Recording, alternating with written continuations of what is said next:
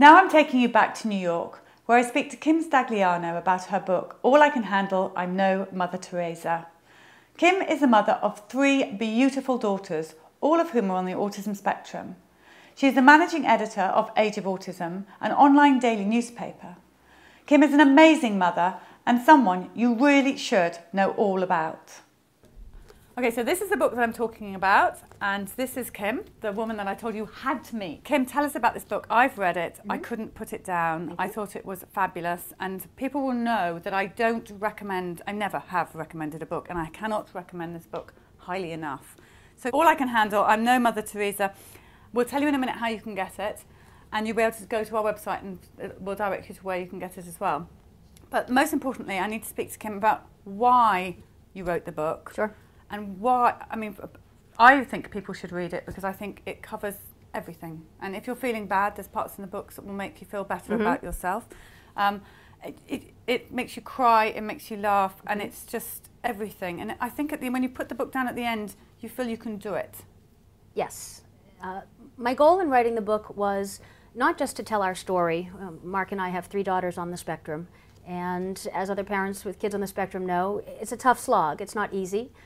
We face a tremendous amount of challenges, and I felt as though our story might help other parents laugh a little bit, maybe laugh a lot. This is the first autism book from a parent perspective that really uses humor. Yes. And humor is my voice. It tends to be in most of my writing. And although it wasn't easy to put humor into autism, it sort of came naturally to me. And my trademark for the book is, you won't need a Prozac to read it. I mean, we have enough difficulty in our lives. We need some laughter. Yes. And as much as I wrote the book for the autism community, I also wrote it for people who don't walk our walk. Right. The mother-in-law, the sister, the neighbor, the teacher who doesn't get it. So may not understand what our life is like at home and what your viewers' lives may be like at home. And the only way to get somebody to read about poop and seizures and difficulty is to make it funny.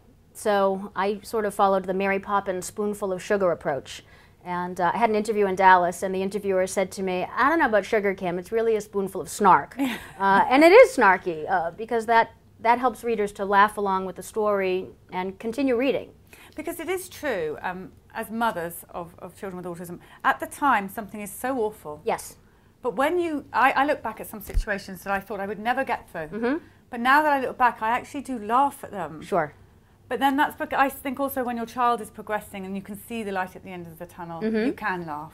Yes. And autism is funny sometimes. It is funny sometimes. You have to laugh or cry. Yeah. So a lot of times we cry, but if you can't get back to writing yourself, really what the book is about, I call it a survival story. How do you live a happy, fulfilled life when it is so dramatically different from certainly what you dreamt of as a little girl, certainly what you thought of when you walked down the aisle. I open up with our wedding and the priest saying, for better or for blah, blah, blah, in richer, and for blah, blah, blah. I was like, I don't want to hear poorer and sickness, and that's not what I was about, walking down the aisle. None of us are, and yet life throws you things that are completely beyond your scope of understanding, and you still have to live a happy life. And the story is very much centered around your 3 beautiful girls. And we have some pictures, actually. I'm just going to show these pictures here. Talk us through some of this. So your eldest daughter is actually in the yellow. This is Mia. This is Mia. Mia's beautiful. Mia's a beauty. She is a freshman in high school, and she is 16 years old. And Mia speaks in, she would probably present as the most classic autism to the untrained eye. Yeah. She speaks in single words. She can speak quite well when she's scripting. There are several episodes of Sesame Street and Blue's Clues that she could walk you right through. Okay. And she usually does that at 5 a.m. when she wakes up. That's what she starts off doing. But she's learning to read. She's adjusted in school. She's happy. She's beautiful. She loves her computer. She's a delightful child. And so for the people, so this is Mia, and so to read about Mia's life with autism, you will be able to go right from the beginning, right the way through to where she is now. So that's another good reason to read this book, because it gives a lot of people a lot of hope. Well, we really do walk you through. I walk you through from those first pangs of what's wrong, when you know something is wrong. I mean, a mother knows, despite the doctors perhaps saying, "Oh, don't worry, Mom," patting you on the back.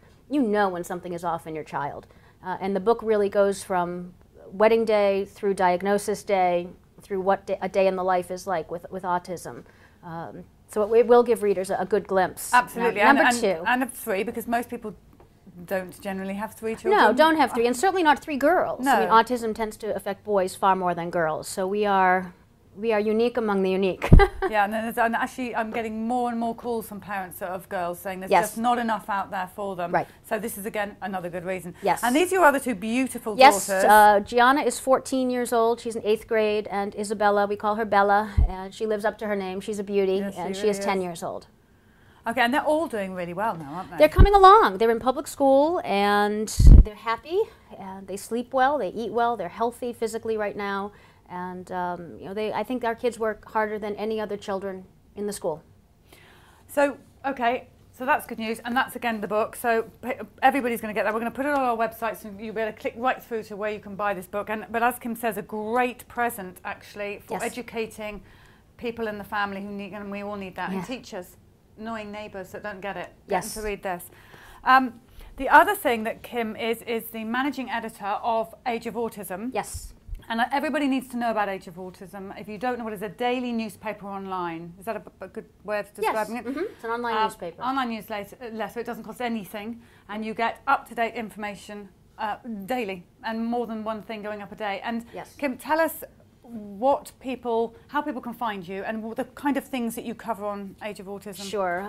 We're online at www.ageofautism.com. We're also on Facebook, Age of Autism, and we tweet at Age of Autism.